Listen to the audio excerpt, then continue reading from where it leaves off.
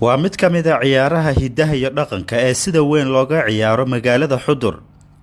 Waxaa ciyaaraya laba koox oo xifaaltan xoogan uu ka dhaxeeyo waxayna ku tartamayaan in la shiisho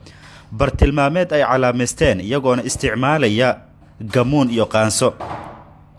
boqolaal qof ayaa u soo daawasha taga ciyaarta kuwaasi oo kala taageeraya labada dhinac ee ciyaaraya. Maxamed Maxamuud Mursal iyo Cabdinuur Cabdi Aadan waxay ka mid ka yihiin dadka ugu da'da weyn oo muddo soo ciyaarayay ciyaar dhaqameedkan, waxayna ka dhaxleen waalidiintoodii hore oo sidan oo kale xifaaltami jiray. meelun hatu roogna mareerog station kale ere qabal la ka kobdhaayo la ka ballamaayo neeska kooyayo la ka ballamaayo geekool atluku biye amba kala geed amba neeska kooy waxaan iska duule markan haddii aan geedogankiin shal sheega fadaaso haankiin shal sheega fadaaso kan gamuun la ere anta gonga la ere kan ubaada la ere anta gonkiya la ere kan gamuun la ka widaw kan daydayo hatta no jabti waabno gaabati shal qaadaday lanki koptaasoy tumman gordo tiinka kaleena tummanki inshaan labaatan la shal qaadade horaanna ma la shal qaaday hal gamuun madan halkii gamuun 20 kiseedi saasaya la ka weeli maaye sidii uu tuba ka kobdhawaani hal gamuun la shal qaaday madan arantii saasu waxaa jira xeerar iyo shuruucyo u gaar ah ha inooga sheekeeyo mid ka mid ah dadka muddo soo ciyaaraya waxaana lagu qaadayaa qofkii ama kooxda ciyaarta inta socoto dhibaato abuuro. hoob liska dhii lankii baheerkii had gudub isu suubi amba aytan lagu hela amboona ilaahay marshiyaha wal hirintiin yaal anta ka hir boqol ku ganaahay lankiiba shini ha qashqashaatu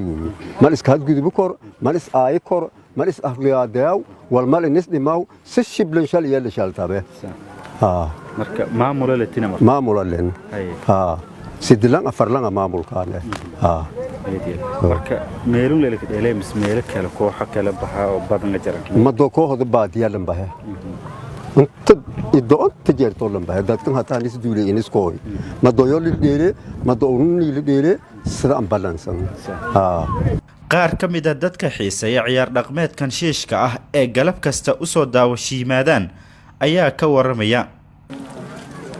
gamuunku horma geegne waana 20 ka san inta dhika geemay galabta hooban kooyna galabtii kooyay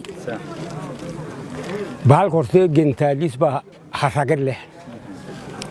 wali leeyahay intii guulguulis ko reebta gentaalis ma ko reebas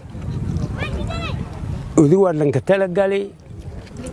hidin leedan tan heershe lanki gefo